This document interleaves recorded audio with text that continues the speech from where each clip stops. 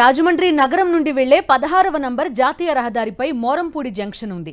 రాజమండ్రి నగరం మీదుగా జాతీయ రహదారిపై వెళ్లే వాహనాలన్నీ ఈ జంక్షన్ మీదుగానే వెళ్లాల్సి ఉంటుంది.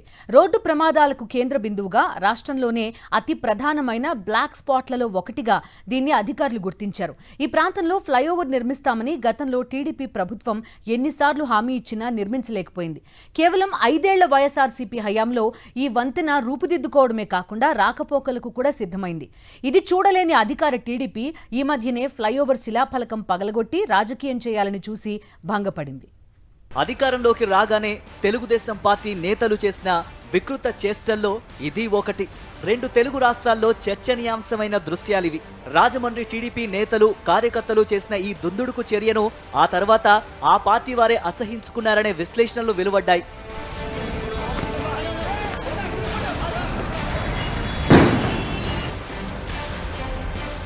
ఇది రాజమండ్రిలోని మోరంపూడి జంక్షన్ వద్ద నిర్మితమవుతున్న ఫ్లైఓవర్ దాదాపుగా పూర్తి కావచ్చింది. అధికారంలోకి రాగానే ఇక్కడకు వచ్చిన టీడీపీ నేతలు కార్యకర్తలు ఇక్కడ పనులు ప్రారంభం కావడానికి ముందు కట్టిన శిలాఫలకాన్ని ధ్వంసం చేశారు. ఈ శిలాఫలకంపై వైఎస్ఆర్సీపీ ఎంపీ భరత్ రామ్ పేరు ఉండటమే టీడీపీ వారి కోపానికి కారణమైంది. దీన్ని కూలగొడితే వాస్తవాలు కూడా ధ్వంసమైపోతాయని వీరు భావించారు. ఈ ఫ్లైఓవర్ నిర్మాణం వెనుక వైఎస్ఆర్సీపీ ప్రభుత్వ కృషి ఉందనే విషయం ప్రజలకు తెలియకుండా పోతుందని అనుకున్నారు. అందుకే ఇలా బరి తెగించారు. రాజమండ్రి నగరంలోని ప్రధాన కూడళ్లలో మోరంపూడి జంక్షన్ ఒకటి. 16వ నెంబర్ జాతీయ రహదారిపై నిర్మించాల్సిన ఈ ఫ్లైఓవర్ నిర్మాణాన్ని గతంలో తెలుగుదేశం పార్టీ నేతలు ఏనాడూ పట్టించుకోలేదు. రాష్ట్రంలో అత్యంత ప్రమాదకరమైన ప్రాంతాల్లో ఒకటైన ఈ జంక్షన్ను కనీసం బ్లాక్ స్పాట్ గా కూడా గుర్తించలేకపోయారు. కొన్ని వందల మంది ఈ ప్రాంతంలో ప్రాణాలు కోల్పోయిన టీడీపీ నేతలు దీన్ని ఎన్నికల సమయంలో ఒక ప్రచార సాధనంగా వినియోగించుకున్నారే తప్ప ఇక్కడ ఫ్లైఓవర్ నిర్మాణాన్ని చేపట్టాలనే ప్రయత్నం చిత్తశుద్ధితో చేయలేకపోయారు. ఈ నేపథ్యంలో 2019లో వైఎస్ఆర్సీపీ అధికారంలోకి వచ్చింది. మోరంపూడి ఫ్లైఓవర్ పరిస్థితిని గమనించిన రాజమండ్రి ఎంపీ మార్గని భరత్ దీన్నో ఛాలెంజ్ గా తీసుకున్నారు. సీఎం జగన్ సహకారంతో బీజేపీ కేంద్ర పెద్దలతో మాట్లాడి ఫ్లైఓవర్ నిర్మాణం ప్రారంభమయ్యేలా చేశారు. గడిచిన 4 దశాబ్దాలుగా రాజమండ్రిలో సాధ్యం కాని మోరంపూడి ఫ్లైఓవర్ వైఎస్ఆర్సీపీ పాలనలో దాదాపు పూర్తయింది. ఈరోజు ఆంధ్రప్రదేశ్ రాష్ట్రంలోనే అత్యంత ప్రమాదకరమైనటువంటి జంక్షన్ ఏదైనా ఉందంటే అది మోరంపూడి జంక్షన్.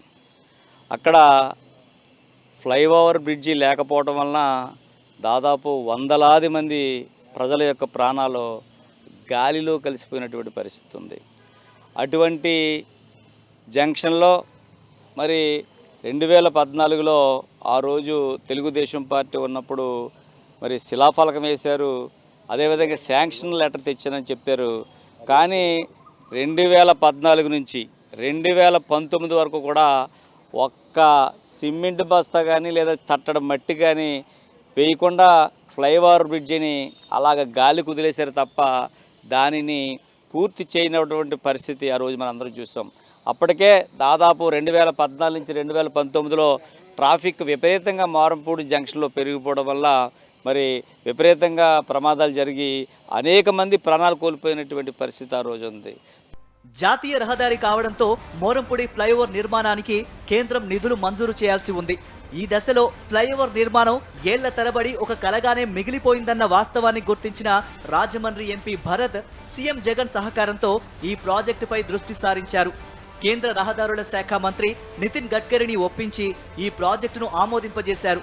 వెంటనే నిర్మాణ పనులు మొదలయ్యాయి. 1.5 కిలోమీటర్ పొడవుతో ఈ ఫ్లైఓవర్ నిర్మాణం ప్రారంభమైంది. 4 లైన్లతో రాజమండ్రి గాదాలమ్మ సెంటర్ నుంచి హుకుంపేట వరకు జరిగిన ఈ ఫ్లైఓవర్ నిర్మాణానికి 56 కోట్ల రూపాయల వ్యయం చేశారు. వైఎస్ఆర్సీపీని రాజకీయంగా ఎదుర్కోలేని టీడీపీ నేతలు గతంలో ఈ ఫ్లైఓవర్ పై రాజకీయాలు నడిపారు. దీంతో ఫ్లైఓవర్ నిర్మాణం కొంతకాలం ఆలస్యమైంది. అయినా సరే ఎంపీ మార్గని భరత్ పట్టుదలగా పనిచేసి పనులు ముందుకు తీసుకుపోయేలా చేశారు. అలాంటి పరిస్థితుల్లో దాదాపుగా పూర్తయిన ఈ ఫ్లైఓవర్ విషయంలో అధికారంలోకి వచ్చిన కొద్ది రోజుల్లోనే తెలుగుదేశం పార్టీ రాజకీయాలు మొదలుపెట్టింది. నిర్మాణ ప్రారంభాన్ని తెలియజేస్తూ ఏర్పాటు చేసిన శిలాఫలకాన్ని టీడీపీ నేతలు ధ్వంసం చేశారు. శిలాఫలకంపై మాజీ ఎంపీ మార్గని భరత్ పేరుండటమే దీనికి కారణం. మరి 2019లో మార్గాని భరతరామ్ గారు రాజమండ్రి పార్లమెంట్ సభ్యులు అయిన తర్వాత మరి అక్కడి నుంచి ఆయన ఆ శాంక్షన్ లెటర్ ఏదైతే చెప్తున్నారో అక్కడి నుంచి మరి మార్గాన భరతరామ్ గారు మరి ఆ రోజు మోరంపూడి జంక్షన్లో ఎట్టి పరిస్థితుల్లో కూడా ఫ్లైఓవర్ నిర్మాణం చేయాలి, అది జరగాలి, అక్కడ ఈ ప్రమాదాల బారి నుంచి ప్రజలను రక్షించాలని లక్ష్యంతో పాప ఆయన కష్టపడి అనేక యొక్క ఆఫీసులు అక్కడ సెంట్రల్ గవర్నమెంట్ సంబంధించిన ఆఫీసులు తిరిగి కష్టపడి నితిన్ గడ్కరీ గారి సహకారం తీసుకుని ఈరోజు రాజమండ్రి ఫ్లైఓవర్ బ్రిడ్జిని 2021 ఆ ప్రాంతంలో ప్రారంభించి ఈరోజు దాదాపు 2024 ముందుగానే ఫ్లైఓవర్ బ్రిడ్జిని మరి పూర్తి చేసి ప్రతి మంగళవారం కూడా మరి ఫ్లైఓవర్ బ్రిడ్జి పైన సమీక్ష చేసి మరి అవసరమైతే దాని యొక్క అతని స్థలంలోనే ఒక ఉచితంగా ఈరోజు ఆ యొక్క బ్రిడ్జి సంబంధించినటువంటి పనులన్నీ చేసుకోవడానికి, సిమెంట్ వర్క్ చేసుకోవడానికి తన స్థలాన్ని కూడా ఇచ్చి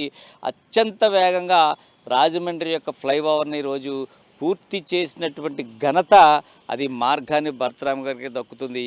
ఎవ్వరు ఏమనుకున్నా, ఎన్ని ప్రభుత్వాలు మారినా ఈరోజు ఆ ఫ్లైఓవర్ చూస్తే మార్గాని భరతరామ్ గారు కనిపిస్తాడు. శిలాఫలకంపై కేంద్ర మంత్రి నితిన్ గడ్కరీ పేరు ఉన్నా, టీడీపీ ఎమ్మెల్యే ఆదిరెడ్డి భవానీ పేరు ఉన్నా సరే వైఎస్ఆర్సీపీ ఎంపీ మార్గని భరత్ పేరు ఉండకూడదనే ఒకే ఒక అక్కస్సుతో టీడీపీ నేతలు చేసిన విధ్వంసం ఇది. శిలాఫలకాన్ని టీడీపీ శ్రేణులు ధ్వంసం చేసినా సరే స్థానిక ఎమ్మెల్యే ఆదిరెడ్డి వాసు తమ కార్యకర్తల పనిని ఖండించకపోగా వంతపాడటం స్థానికులను విస్మయానికి గురిచేసింది. కాళ్లకు బలపం కట్టుకొని ప్రతి ఆఫీసు చుట్టూ తిరిగి ఫ్లైఓవర్ కోసం మార్గని భరత్ కష్టపడ్డాడని, ఆ విషయాన్ని ఎవరూ మర్చిపోలేరని రాజమండ్రి ప్రజలు అంటున్నారు. ప్రయత్నాలు ఎవరు చేయలేదు అనలేదు, కానీ అరుణ్ కుమార్ గారు చేశారు, అలాగే మురళీమోహన్ గారు చేశారు. కానీ కార్యరూపం దాల్చి దక్షతతో ఆ ఫైల్ తన వెంట పెట్టుకొని చెప్పులు అరిగేలాగా ఢిల్లీ కారిడార్స్లో మినిస్టర్లను పట్టుకొని, కింద అసిస్టెంట్ సెక్రటరీలను పట్టుకొని వాళ్ళకి ఏదైతే డేటా కావాలో 1 సంవత్సరం కాలంలో శంకుస్థాపన రాయితో పాటు ఆవిష్కరణ స్థాయికి ఏ విధంగా వచ్చిందన్నది, దాని వెనకాతలు ఉన్న కృషి ఏ పార్టీది ఏ నాయకులది అన్నది రాజమండ్రి ప్రజలకు తెలుసు. ప్రతిపక్షాలు కూడా, అంటే ఈరోజు అధికారంలో ఉన్న నాయకులు కూడా పూర్తిగా తెలుసు. కానీ ఏంటంటే ఈ ఫ్లైఓవర్ వెనక పూర్తిగా మార్గాని భరతరామ్ గారి కృషి ఎంతైనా ఉన్నది, ఎంతైనా కాదు, పూర్తిగా ఆయనదే కృషి. కేవలం మోరంపూడి ఫ్లైఓవర్ మాత్రమే కాకుండా తూర్పుగోదావరి, కోనసీమ జిల్లాల్లో మరిన్ని ఫ్లైఓవర్లు నిర్మించేందుకు గత జగన్ ప్రభుత్వం ప్రణాళికలు రూపొందించింది. అదేవిధంగా రాజమండ్రి నగర ట్రాఫిక్ సమస్యలు తీరేలా రింగు రోడ్డు కూడా ఏర్పాటు చేయాలనే ప్రతిపాదన కూడా రూపుదిద్దుకుంది. అయితే మారిన రాజకీయ పరిస్థితుల నేపథ్యంలో అధికార టీడీపీ హయాంలో ఈ ప్రాజెక్టులు ఎంత మేర నిర్మాణం జరుపుకుంటాయో చూడాల్సి ఉంది.